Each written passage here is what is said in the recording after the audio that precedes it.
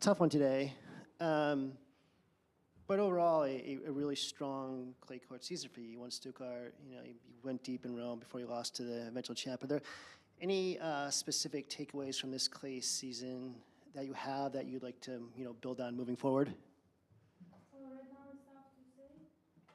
I can say that the clay season was so successful. Of course, winning Stuttgart, it's nice, but we all know that it's indoor and it's very specific, I would say, the conditions. It's just pity because I think I was practicing well before French Open, and I was feeling also good on the practices, and thought that I can raise the level, but actually today was very bad performance, too many unforced errors, and I didn't feel the greatest. I was trying to find a way, but it clearly didn't work.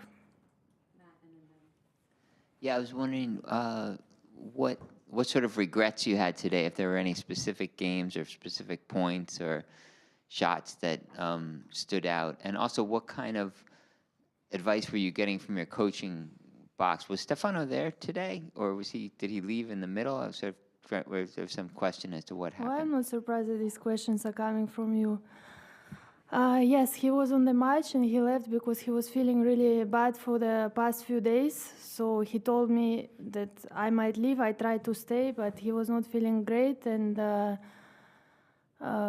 it was not a surprise. We talked about it, so nothing from that side. And they were just trying to tell me to raise my energy, try to push more with the legs since the ball is flying so much, even on the simple balls, which you feel like coming not so fast. The ball bounces so high that you need to really force the wrist. You need to play with the fast hands, and today it was not enough from my side. So even when I was not really attacking the ball, I was trying to keep it in play. I had too many mistakes.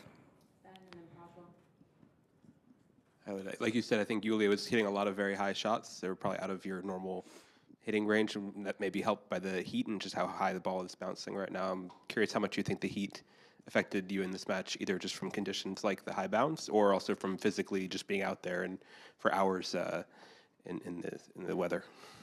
Well, I won't say that physically I felt really bad. It was matches when I felt worse, but definitely the energy was not there, and I just couldn't find the right balance on the ball. It was very slippery. In some moments I was just putting my legs, but it was everything out of rhythm. So it's tough to say.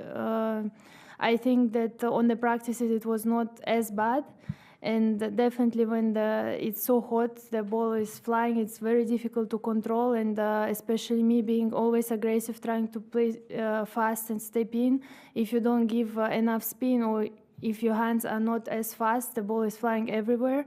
And in such condition, you really need to be super patient, try to spin the ball as much as you can, and definitely come to the net. But for me, it was, as I said, too many mistakes that I can't even talk about coming to the net and all these things.